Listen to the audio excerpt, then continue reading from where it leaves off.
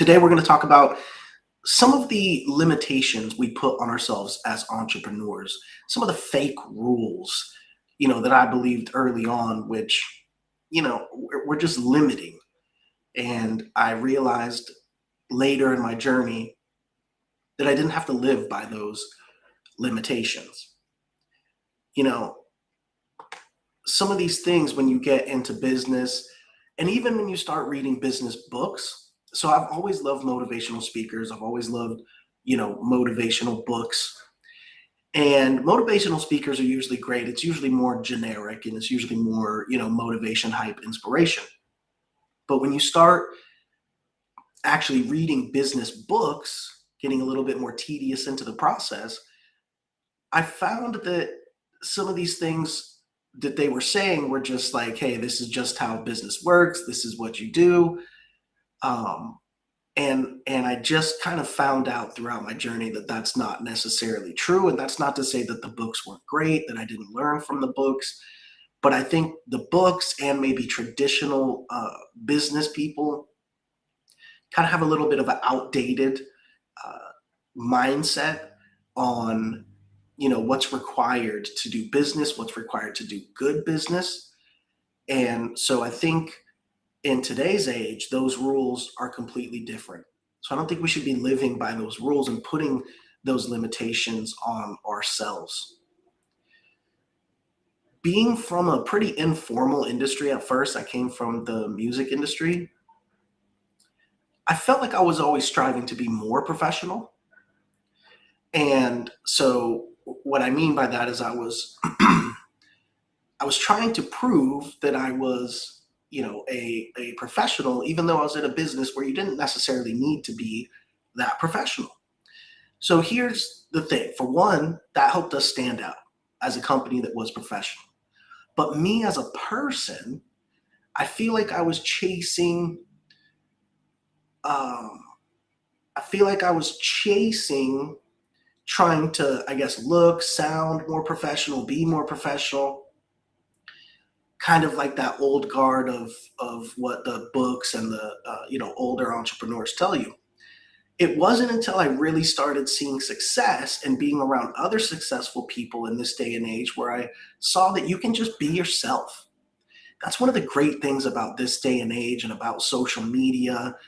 You know, the most the biggest social media people are people that are just being themselves, who are comfortable enough to get in front of a camera and show themselves, talk about their actual feelings, their real life. Those are the most successful people on social media, even for businesses and business owners. A lot of the businesses that have the most followers have some sort of personal connection to the owner or, whatever the case is, right? So I think at the end of the day, it's important to be yourself in business. And I think that that took me some time to realize. Once I realized it, I felt more free. When you realize that you can be yourself and still accomplish your goals in business, it's a huge weight off your shoulders. Now, do you need to be professional? Yeah, of course. Do you want to be professional? Do you want to be, kind and, you know, be somebody that people want to be around? Of course. But that doesn't mean you have to change the essence of who you are and the basis of who you are. So I think that's a good piece of advice for entrepreneurs is that you do not need to conform to the old school thought of what a business person is, especially in today's age. You can be informal, you can be how you actually are, you can live your actual life and still do well in business. And I would argue that some of the people doing best in business are very much out there with their personal life, their personal feelings, their personal opinions, and documenting their life, documenting their business. This is what usually makes you big on social media and gets you a lot of followers. People want to connect with something. And if it's your business, they want to, they may connect with your business, but typically it's more so for a person that they're going to connect with. And you'll see some of the most successful people using social media, they're getting people to connect with them as a person, and then they're translating that later into income and into businesses. But it usually starts with connecting with people on a personal level. So if you're going to connect with people on a personal level, you're going to need to be yourself. You can't really connect with people on a social level if you're not being yourself and you're just being fake. So I think the older style of doing business, where essentially everybody is fake, when everybody's in the boardroom and in the business meetings, nobody's being themselves. They're all putting on a fake facade. So I think there's a limit to it. You don't want to be out of control, but I do think that being yourself is important. And nowadays, being yourself is actually an advantage. So that goes from, how you dress to how you talk, to your beliefs and how you feel and the direction you want to go, the vision you see for yourself. Don't compromise that because you don't feel it's professional enough, right? Don't compromise that because you feel like you shouldn't be showing these things to clients, potential business partners, uh, you know, uh, whatever the case is. Nowadays, it's important to be yourself, especially if you're going to be any kind of public business person. But what you'll see, even a higher up, more corporate person, is people like honesty. And if you're honest, people would rather deal with you than somebody who's putting up a facade typically. So use that to your advantage. you know, what changed once I stopped believing that I had to be super formal or that I had to conform to some type of structure that had already been laid out by business schools and books and stuff like that. When I realized that I didn't have to stick to that, that's when things really became more successful. Now, I also entered into the real estate business, after we were successful with our music business. And during that jump, I felt once again that I had to conform to be more professional, to uh, put on this facade when doing webinars and meetings and all this kind of stuff. And in that business as well, I slowly realized being yourself is still the best thing. People still know when you're being phony. Now, do you want to be professional? Of course. Do you want to do your job properly? Of course. I would say be genuine and do your job extremely well. So if you do your job just as good or better than a person that's acting super professional, putting on that facade, to be honest with you, people would rather work with the person that's real, the person that's relatable, the person that you can tell is not putting up a facade. But again, you need to be doing the same work or better than the people who are acting professional. So there's two parts to it. For one, be yourself. But for two, make sure that in being yourself, you're not slacking on anything and you're bringing as much or more to the table than all those people who are putting on that facade. And if you're doing that, typically clients, business partners, anybody you're working with will gravitate towards the person that's being more genuine, as long as you are doing what needs to be done. If there's a choice between somebody who's putting on a facade and somebody who's more genuine, usually kind of more to the point because they're being themselves and they don't have to tiptoe around the things that they say. People like that. People like people who are real. People like people who are genuine and not afraid to say what they're thinking, what's on everybody's mind in the room. And everybody else is putting on a facade, acting like they're not thinking about it. But the person who just comes out and says it, the person who's comfortable in doing that, also shows a comfort in their profession, that they know what they're doing, that they're confident that, saying something that everybody else is too scared to say is not going to ruin their profession because they're good at what they do. And that's what really matters, right? Are you good at what you do? And if you're good at what you do, the way you dress doesn't necessarily matter. Of course, sometimes it does, but the way you act, as you don't have to be phony, I guess is what I'm saying. As long as you're doing your job well, you don't have to put on a facade and be phony. You can be genuine. And again, I would argue that in today's day and age, it's way more important to be genuine. We always see people on social media. Everybody's trying to be a content creator now. Everybody's posting. But when you see this, I know you've probably seen it as well. When you're looking at it, you can tell who's genuine and who's not. You can tell who's just doing it and reading off a piece of paper because they feel like in order to sell real estate they have to start doing TikToks or whatever the case is. You can tell it's not genuine. You can tell they're just talking about business facts or something like that, and they're super professional. You can see through that typically. You can usually see, okay, this is just something that they heard that they need to do in order to get business, so they're just kind of getting through it. But if they were being themselves more, talking about what they were really passionate about, you would see it and you would feel it. And that is what people connect with. So, you know, one of the things that I think a lot of people give advice on nowadays, it's of course it's all over social media, is saying that you should look bigger and charge more. That's a huge thing. I don't know what it is nowadays with this whole charge more, get more upscale clients that have more money and they're easier to deal with. Is that the case? Maybe in some industries, but not everybody can be charging a ton of money. And obviously everybody out there that owns a business can't just raise their prices and everybody be targeting higher net worth individuals or higher clients. It's not going to work. Not everybody can do that. There are places in the middle where you can make a fortune. There are places at the bottom where you can scale something up, selling something very small to a ton of people. There's a fortune to be made there as well. So you've got to find where it is you're going.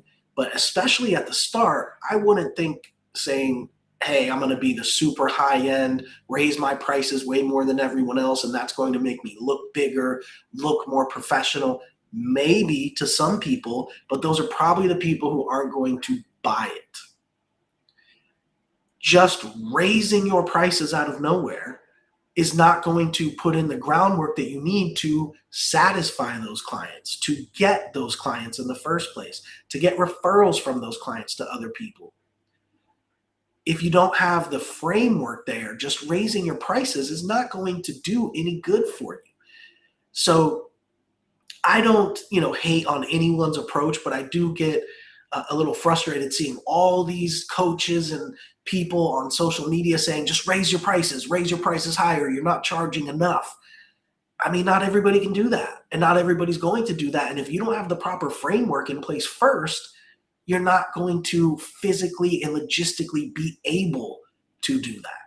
So find out where you want to be, the top, the middle, the bottom, whatever it is, and know that in each of those places you can make a fortune.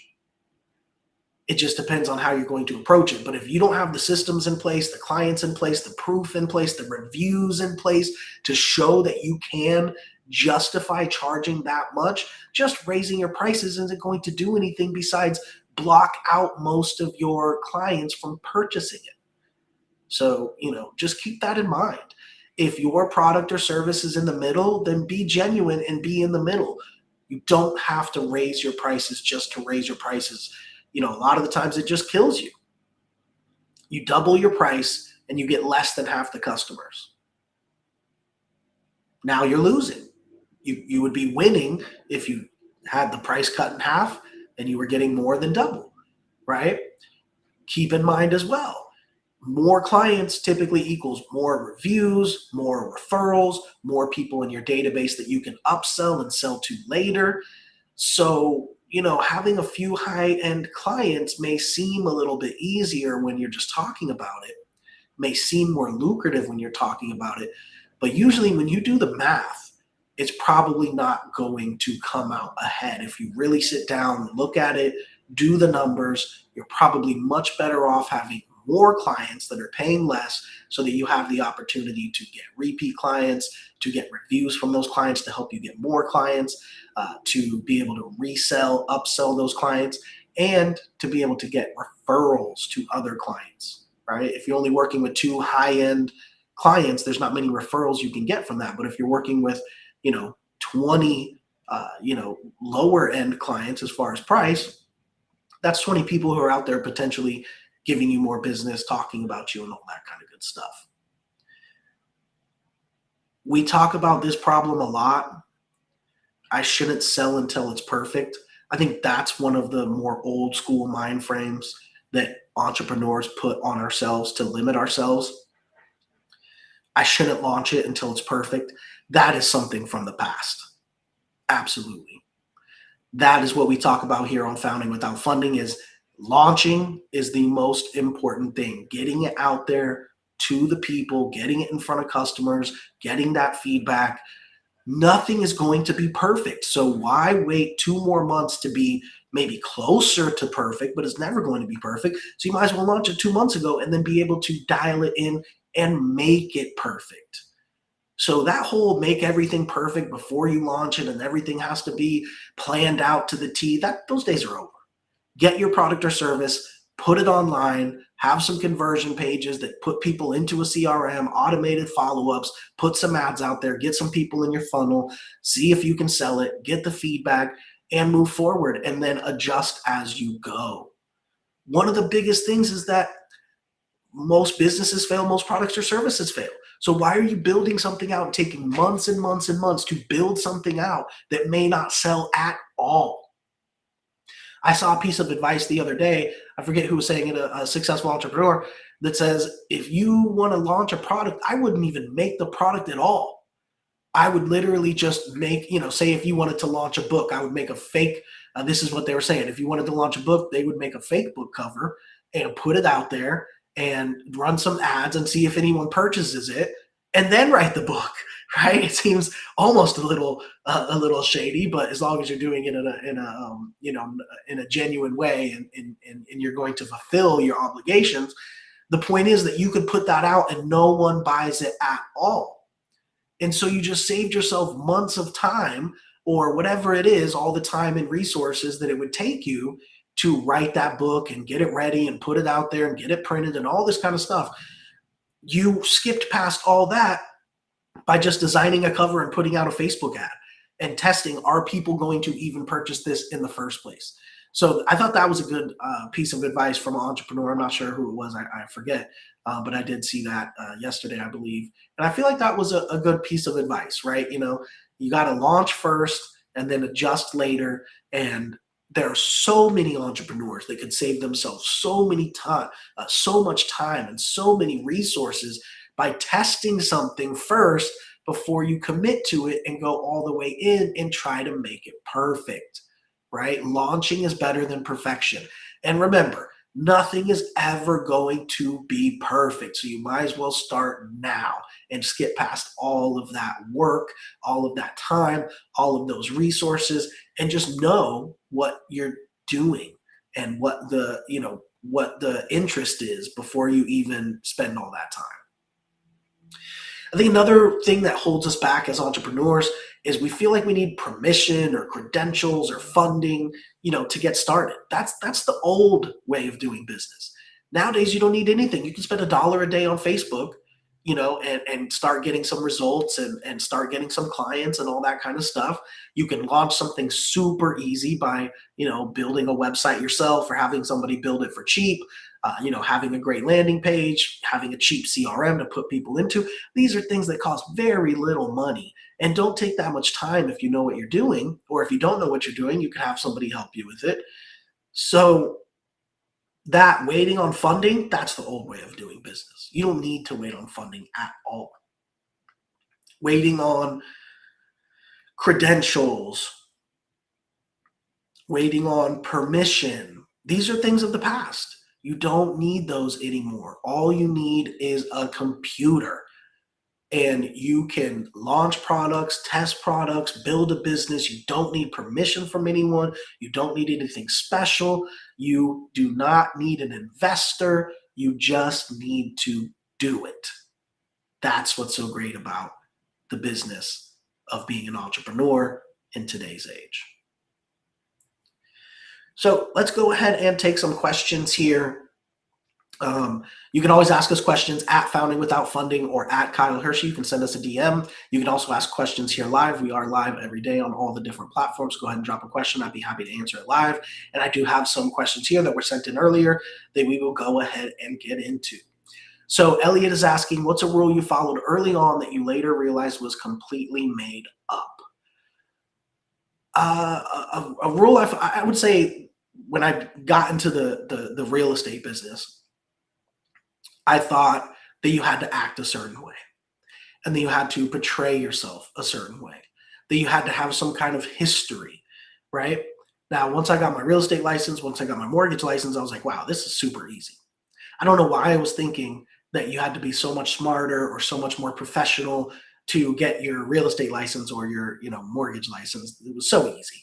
And so that kind of gave me not only confidence, but made me think, wow, I thought that you had to be a little bit different to do this, right? And it was so easy.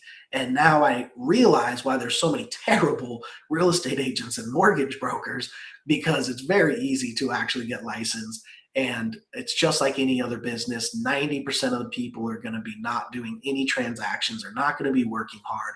And the top 10% are going to make all the money because they're the people that are putting in the work. So many people get their real estate license and think that that's it and they're just going to start getting business. Let me tell you, it's hard enough to get business from your friends and family. Anybody in the real estate business will tell you this, and a lot of other sales businesses as well. It's hard enough just to get business from your friends and family, and a lot of them will never do business with you because they're too close to you. They feel like you may not be professional, right? And so just getting your license, your real estate license or mortgage license or whatever license it is to help people, that's definitely just not even the tip of the iceberg. And everybody in the real estate industry, we joke about the fact that nothing you learn in class or on the test ever applies at all in real life. So you're going from, hey, I passed the test, to, okay, now I need to figure out how real estate works. I need to figure out how to get clients. I need to figure out how to take those clients across the finish line. All these things that happen in the transaction, those aren't there in school. The school is just like legal stuff. It has nothing to do with the actual process of purchasing a house or refinancing a house on the case of the mortgage. So, I just thought that there was more to it. And once I got into real estate, I realized, oh, wow, then, no. And I realized how many people do not conduct business properly, or how many people just get their license and never do a thing with it. Once I got my license, I realized why. Like, oh, wow, this is actually really easy to get your real estate license. It's really easy to get your mortgage license. No wonder there's so many people that just get it and don't do anything with it. And so I guess I hope that answers your question there. I think, just thinking that you had to be somebody smarter or more professional than me to get those licenses, or to, own a real estate brokerage or a mortgage lender, of course, it was difficult to build it, but the qualifications and the level of professionalism needed and stuff, it wasn't everything that I thought it was. It was quite, I wouldn't say easy, but quite simple, and something that I think anybody could do. And you don't have to have some prerequisite of being super smart and being able to pass a bunch of tests and being a super professional, because, nobody will work with you unless you're super professional in a suit and saying the exact right things. That's not how it works. Real estate is sales, just like anything. And so it's really the more personable people, the more relatable people, the people who are more genuine, those are the people usually getting the business. But in reality, it's also the people who work hard. Very difficult businesses, real estate and mortgage, being a realtor and being a loan officer. Very difficult businesses. I would recommend, just as a side note, if you get your real estate license, you should also get your mortgage license. They're both pretty easy to get, and they go hand in hand, because then you can kind of double dip. In most states, you can, like for example, here in Florida, as long as you give the proper disclosures, you can be the realtor and the loan officer on the same transaction. So getting that same client, putting in the work to get the same client, calling the leads and everything, you get a client, you get them to move forward. Well, you might as well have the other license so that you can get both sides of the transaction. Because it's the same amount of work to get the client. And if you get a client and get them to trust you, they're happier to have you do both sides of the transaction. So they have to deal with less people. You're already somebody they trust. So they're saying, yeah, do both parts. And then that way we're all working together, because one thing in real estate is that the loan officer and the realtor are bound to have to work together to push the deal across the finish line. So if it's the same person, it just cuts some of that out. Some of that red tape out if your realtor is your loan officer.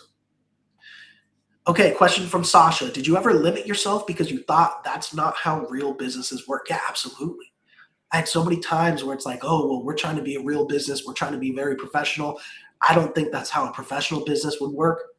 I think that holds you back sometimes, especially nowadays. It's just so we're so far from those norms, from those old school requirements and norms. Just be yourself, be a hustler, work hard, and don't worry about all that traditional stuff of, oh, you can't run a business and you can't look like that and run a business and all that kind of stuff. You can't talk like that.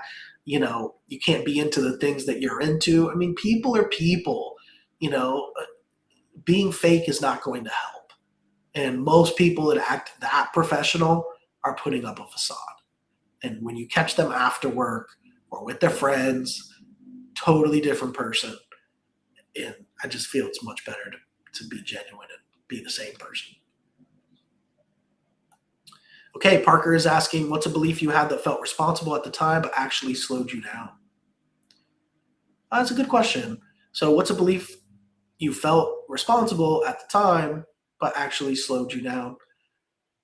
I think there was a lot of things. I can't really point out one in particular, but there was a lot of times where I thought that I didn't do something because I thought it was going to be like unprofessional.